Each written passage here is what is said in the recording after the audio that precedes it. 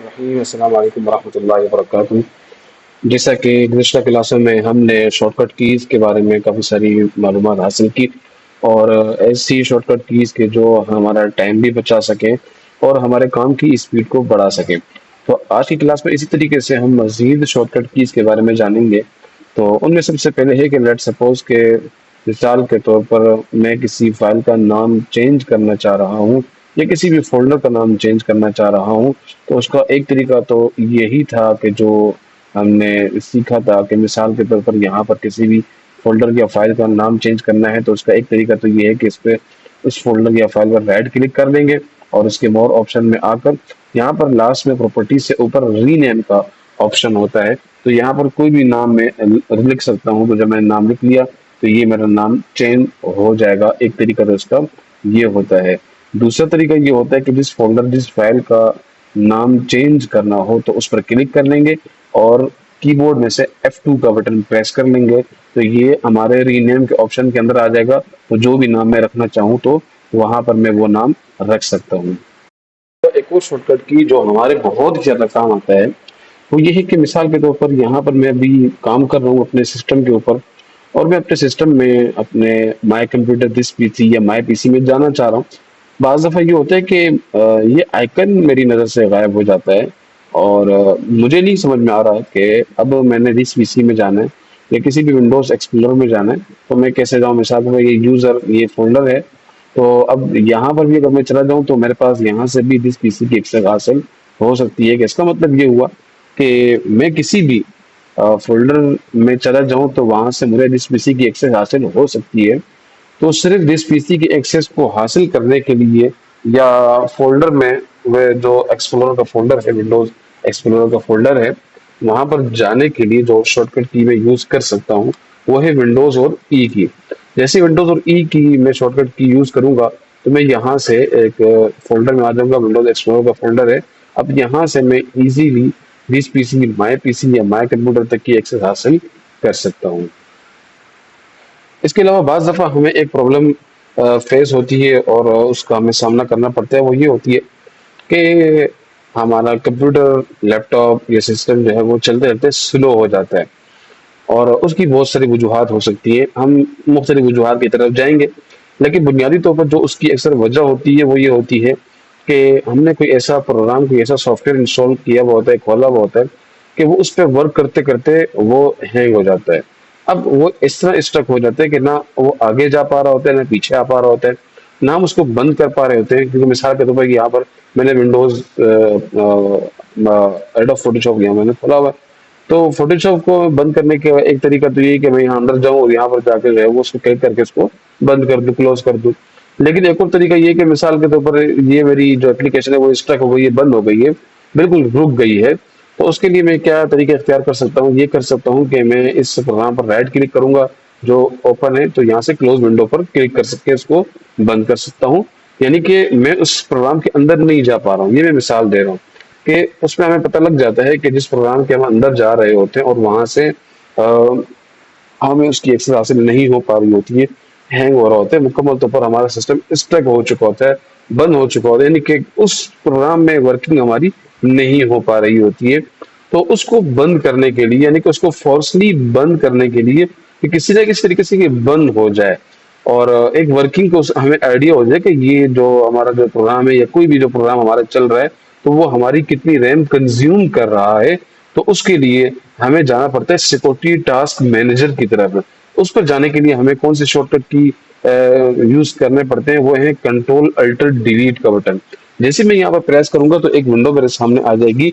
तो वो मेरे सामने चंद ऑप्शन पूछेगा भाई मैंने इसकी लॉक करनी है, यूजर को मैंने स्विच करना है, दूसरे यूजर की तरफ जाना है, या अपनी इस विंडो को मैंने साइन आउट करना है, या जो मैंने इस यूजर का पासवर्ड है उसको चेंज करना है, या कहीं और जाना टास्क मैनेजर है। इस तरह नीचे ऑप्शन आ रहा है। इसका फोर्सली यहाँ से शट डाउन का स्टार्ट का जो बटन है वो भी आपको नजर आ रहा होता है, पावर कम। तो अक्सर जो हमारा काम होता है वो यहाँ से टास्क मैनेजर का होता है।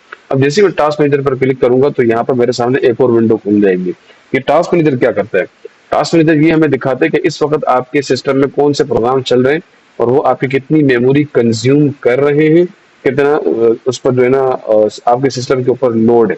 जैसे कि आप देख सकते हैं यहाँ पर सबसे ज्यादा जो मेरी मेमोरी, मेरी रैम कंज्यूम कर रहा है वो गूगल क्रोम कर रहा है। अक्सर लोग इसको इग्नोर कर देते हैं, हालांकि ये बहुत ज़्यादा मेमोरी कंज्यूम करता है।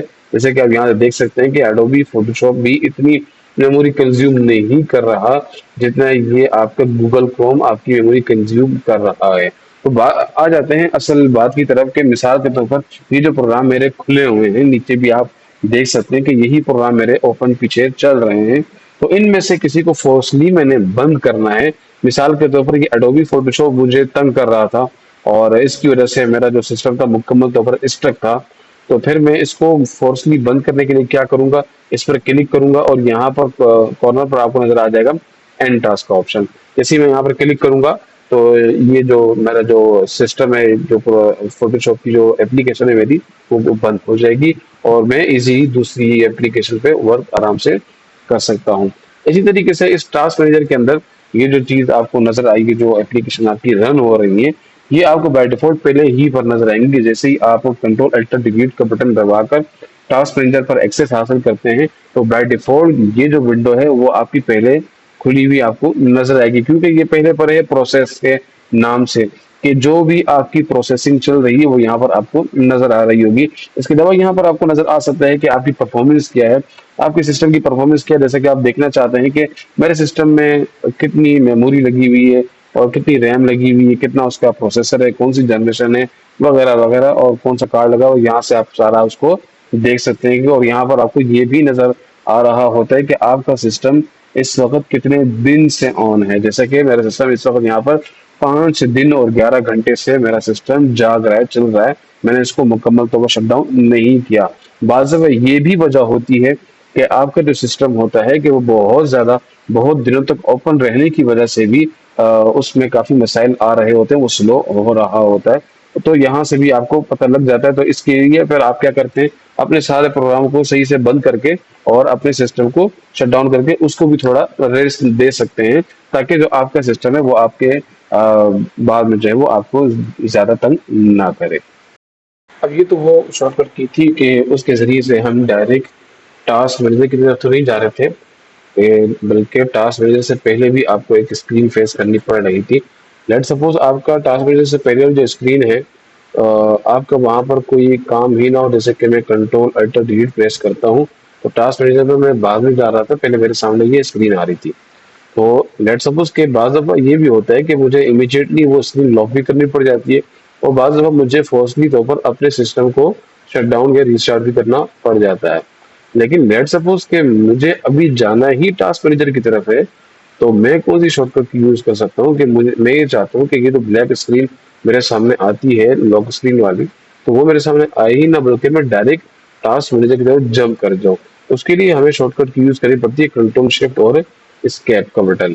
जैसे आप ये तीनों की यूज करेंगे तो आप डायरेक्ट अपना टास्क मैनेजर की तरफ जंप कर जाएंगे, तो ब्लैक स्क्रीन का सामना आपको नहीं करना पड़ेगा।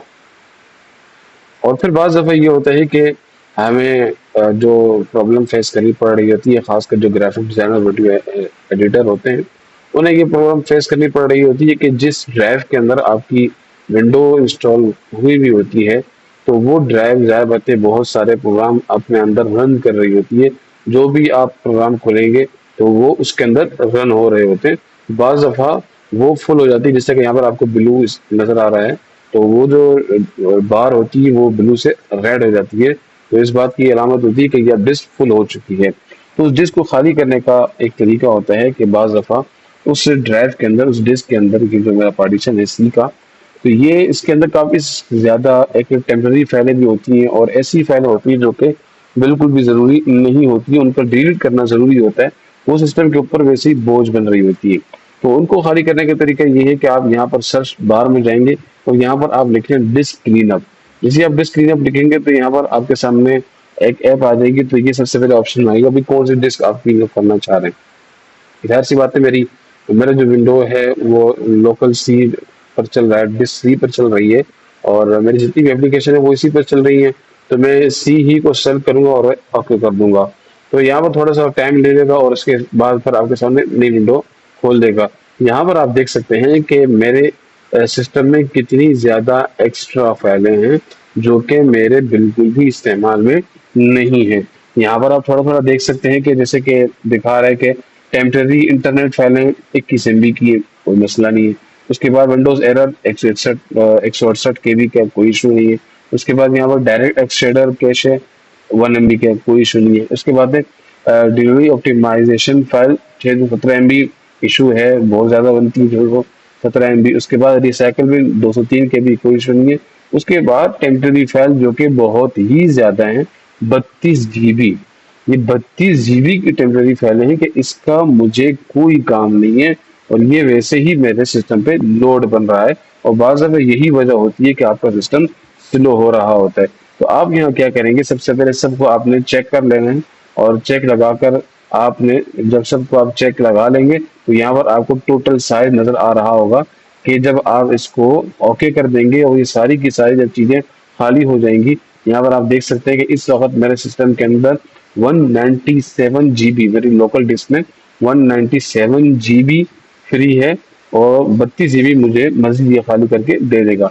इसी में यहाँ पर ओके करूंगा तो ये ऑप्शन मांगेगा वो डिलीट करना है, बिल्कुल मैंने डिलीट करना है। डिलीट करने में ओके करूंगा तो यहाँ पर ये थोड़ा सा वर्किंग लेगा, और उसके बाद ये मेरी सारी जो टेम्परेरी फाइलें वगैरह जितनी भी गैर जरूरी फाइलें थी उन सब को ये क्लीन अप कर देगा। अब जैसे यहाँ पर आप देख सकते हैं कि उसके बाद इसने थोड़ी बहुत तो जगह खाली कर दी है। अभी भी पूरी जगह खाली नहीं की क्योंकि इनको थोड़ा सा टाइम लगता है। मैं मजीद दोबारा इसको क्लीन अप करना चाहूंगा, तो दोबारा से मैं इधर आ जाऊंगा। आप ये देख सकते हैं कि इसने अभी भी मुकम्मल तौर पर डिलीट नहीं की है। मुझे मुकम्मल तौर पर डिलीट करना है तो 2-3 दफा थोड़ा सा ये टाइम लगेगा मेरा, और मेरा ये जो मेरी जो टेम्परेरी फाइल है ये डिलीट इसके कर देगा। दोबारा से मैं डिस्क क्लीन अप पर आ जाता हूँ, दोबारा से सी पर आ जाता हूँ, और जैसे मैं यहाँ देखता हूँ मजीद इसने फिर थोड़ी सी खाली की है, मुझे मजीद खाली करनी है। तो मैं जितनी दफ़ा भी आप आते जाएंगे तो ये थोड़ी बहुत ही करता रहेगा, ये डायरेक्ट एक साथ नहीं करेगा। दोबारा से इसको मैं रिफ्रेश कर देता हूँ तो थोड़ी बहुत मजीद इसने कर दी है। अब ये जब तक खाली ना हो तब तक आपने इसको खाली करते रहना है, वरना ये थोड़ी थोड़ी होते होते ये आपके सिस्टम के ऊपर बोझ बन जाती है, और बाज़ दफ़ा आपका सिस्टम इसकी वजह से भी स्लो होना शुरू हो जाता है। काफ़ी हद तक मेरा जो सिस्टम है उसने टेम्परेरी फाइलों को खाली कर दिया। जैसे कि पहले 197 GB था, अब वो बढ़कर 210 GB हो गया है। अब आ जाते हैं नेक्स्ट शॉर्टकट की तरफ। बाज़ दफ़ा ये होता है कि कोई टैब हमने इंटरनेट का कोई टैब ऐसा खोल के रखा हुआ होता है, बाज़ दफ़ा वो गलती से हमसे क्लोज हो जाता है। जैसे मेरा ये टैब इंस्टाग्राम का खुला हुआ है, जैसे मैं कोई और काम करना चाहता कि लेट सपोज कि मैं नया टैब लेना चाह रहा था, लेकिन गलती से मुझसे यहाँ पर क्रॉस के निशान पर क्लिक हो गया और मेरा ये जो टैब था वो बंद हो गया। तो गलती से कोई टैब बंद हो जाए, उसको वापस लाने के लिए जो शॉर्टकट की हम यूज करते हैं, कंट्रोल शिफ्ट टी। जैसे कंट्रोल शिफ्ट टी में प्रेस करूंगा तो वो जो टैब गलती से मेरा बंद हो गया था वो टैब मेरा दोबारा से खुल जाएगा। इसी तरीके से अगर लेट सपोज कि मैं एक नया टैब लेना चाह रहा हूँ, अब मेरा कर्सर यहाँ पर है, अब मैं यहाँ जाऊंगा, वैसे तो मैं प्लस के निशान पर क्लिक भी कर सकता हूँ और यहाँ पर इधर आकर एक न्यू टैब भी ले सकता हूँ, लेकिन इसके लिए शॉर्टकट की ही मैं यूज करूंगा, और वो है कंट्रोल टी की शॉर्टकट की। कंट्रोल टी जैसे मैं प्रेस करूंगा तो यहाँ पर ये आ जाएगा, एक नया टैब मेरा खुल जाएगा। और बाज़ दफ़ा टैब मुझे नहीं चाहिए, मुझे ज़रूरत नहीं है उस टैब की, अब मैं उस टैब को बंद करना चाह रहा हूँ, तो उसके लिए जो शॉर्टकट की यूज़ करूँगा कंट्रोल W। तो ये थी शॉर्टकट की के पहली शॉर्टकट की कि गलती से अगर मिसाल के तौर पर वो टैब बंद हो जाए, लेट सपोज कि ये टैब मुझसे बंद हो गया है, तो उसको दोबारा से लाने के लिए कंट्रोल शिफ्ट टी को आप जब प्रेस करते हैं तो वो आपका टैब दोबारा से खुल जाएगा। और इसी तरीके से नया टैब लेने के लिए उसके लिए आप यूज करते हैं कंट्रोल टी की शॉर्टकट की। जैसे आप कंट्रोल टी यूज करते हैं तो आपका नया टैब खुल जाएगा। इस तरीके से जो टैब आपने मुस्तकिल बंद करने के लिए जिस टैब की जरूरत नहीं है, तो उसको बंद करने के लिए कंट्रोल W को आप प्रेस करेंगे तो वो जो टैब आपका एक्स्ट्रा है वो बंद हो जाएगा।